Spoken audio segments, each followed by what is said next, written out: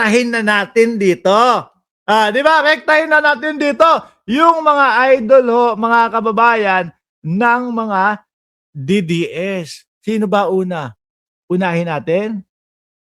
Si Lebiste. Si Lebiste. No? O nasan ba yung ano? Ito. Ito mo. Hindi mo pagtupad ng kumpanya. Alam nyo mga kababayan, idol na idol ng mga DDS ito. Si Lebiste. Bakit to? Meron daw sinasabi. Meron daw pong mga mga inilalabas. Meron daw po mga boss chief mo, sir, na mga ipinapakita. Utangin na nyo, may naipakita sa inyo. Mga ugo kayo, mga bobo kayo, mga DDS. Para wala naman, di ba? Yung mga sinasabing Cabral files, nasaan? Inilabas na ba? Meron inilabas. Onti. Di ba? Yung mga trip-trip niya lang na ilabas ang inilalabas, mga bossing. Mr. White, forever, shoutout po sa inyo.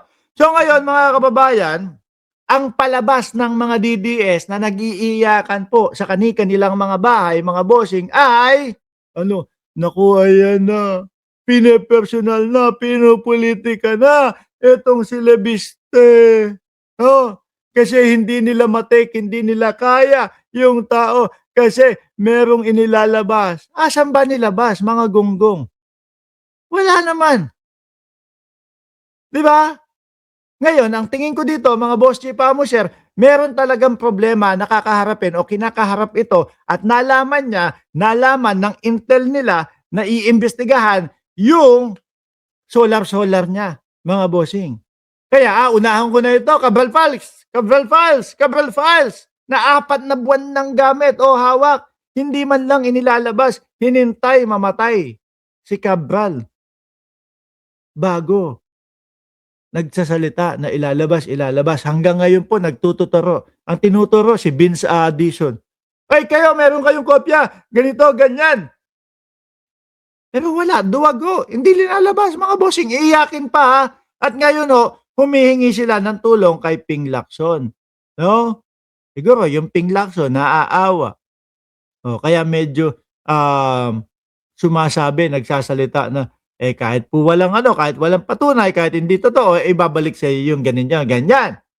Ngayon, ito ang paliwanag po, mga bossing, ng Department of Energy. Pakinggan nyo. Kinansila na ng DOA ang 28 kontrata ng Solar Philippines ni Leviste. Aray, kanselado. Pinagbababaklas na, Tapos, mga kababayan, putik wala pa ding sagot. Yung Denzel dyan na DDS, anak ng putik naman, ang baba naman ng utak na yan. Pagtanggol mo, ito naman, 21 minuto na ako nagsasalita dito, walang pagtatanggol, dito sa mga to, sa mga sinusuportahan niya, Puro lang iyakin ka. Puro lang bayaran ka.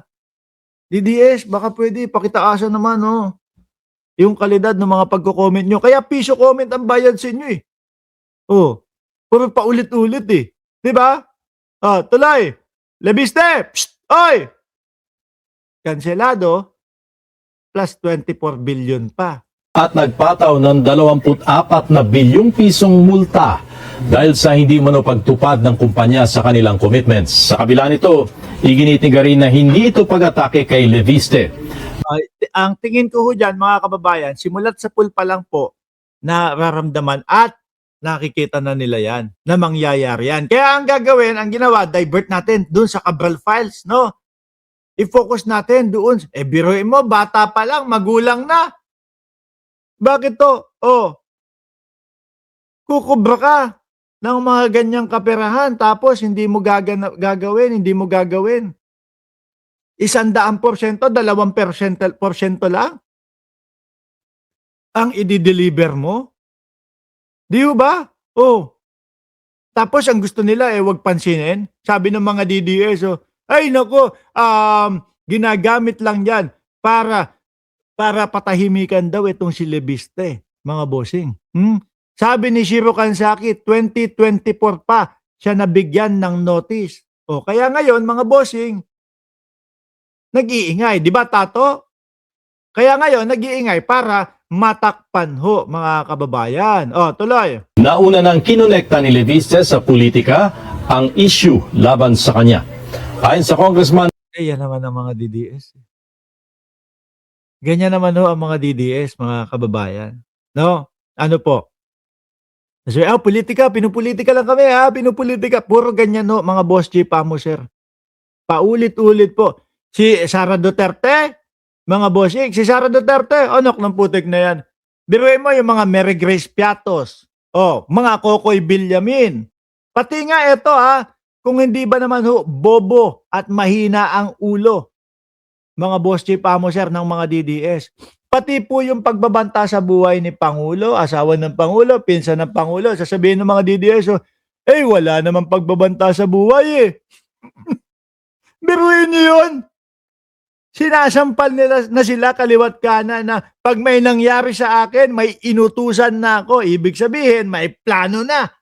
No? Pag may nangyari sa akin, may inutusan na ako. Patayin si Bongbong Marcos, patayin si Lisa Araneta Marcos, patayin si Martin Romualdez. Mga didis, wala naman pagbabanta. O pinatawag yung vice-presidente nila doon sa NBI.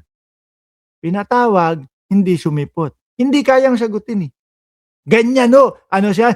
Pinupolitika lang po kami. Nakita niyo ho, mga bossing? Paulit-ulit na pinupolitika sila.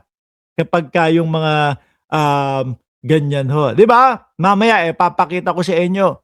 No? Si Leviste sumagot patungkol dito. Noong Setyembre pa lang ay may nagsabi na sa kanyang gagawan umano siya ng kaso kung ilalabas niya ang tinatawag na Cabral Files.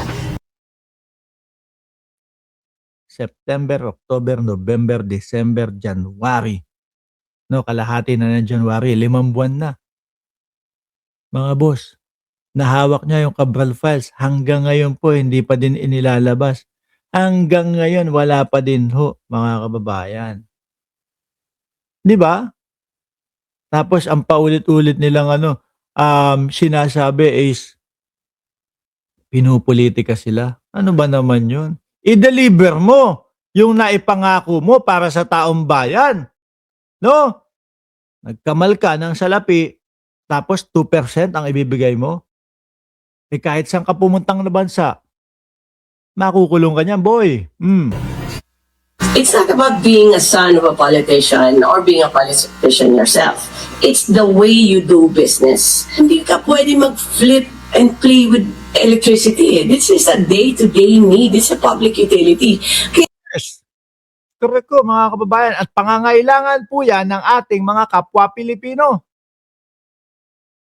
Dinodoktor pa yung Cabral File, sabi ni Teresita Tan. No?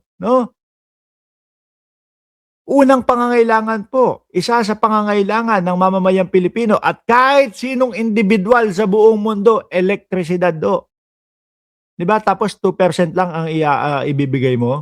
We're weeding out the flippers in our list. I was hesitant nga to cancel because of the Cabral Files kasi baka madali yung DOE dito But we cannot not terminate. Hindi pwedeng pabayaan, hindi pwedeng palagpasin dahil may iniisip ka. Baka sabihin nila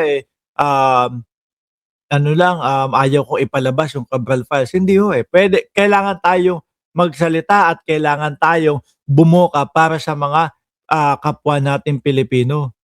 Diba? Hindi pwede natin palagpasin ito, mga bossing.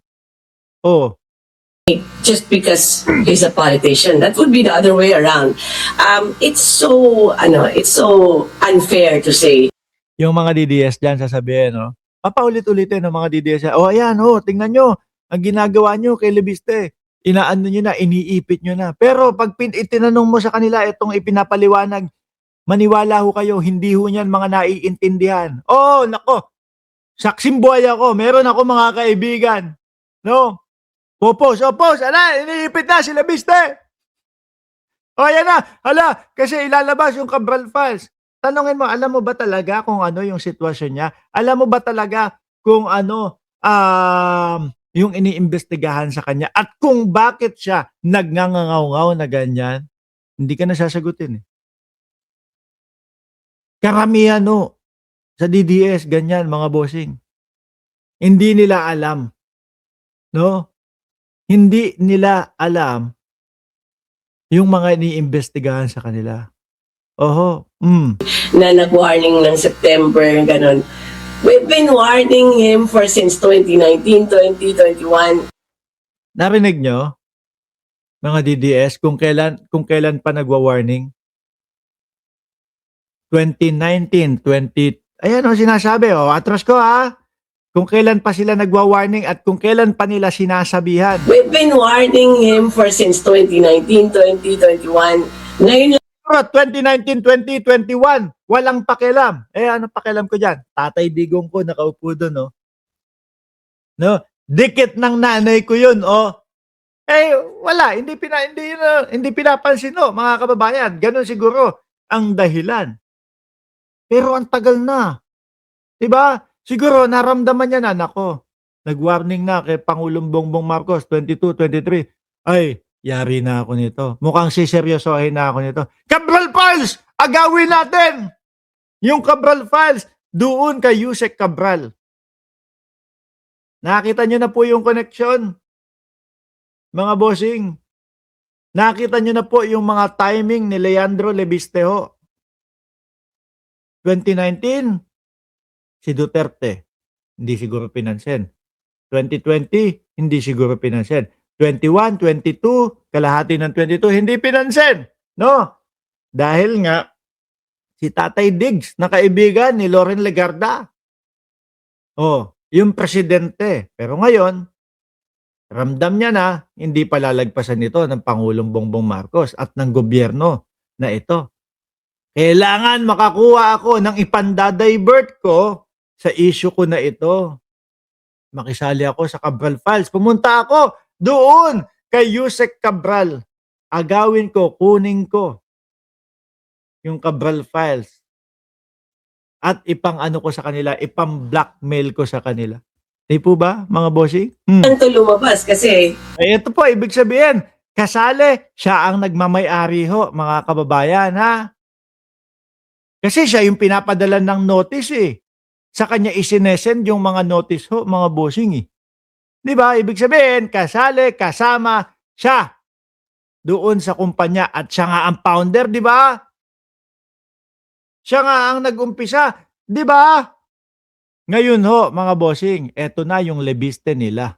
Armando De Feo, shout out sa iyo. Kwentong kutsero na lang yung sinasabing Cabral Files. Opo, pinalitan na ni Atty. Claire Castro ng pangalan niya. Lebiste file na yan. Which is, tama ho. Tagal ng hawak di ba? Kung ano man, ang gagawing altercation ho doon, mga bossing, dagdag bawas, lebiste file na yan.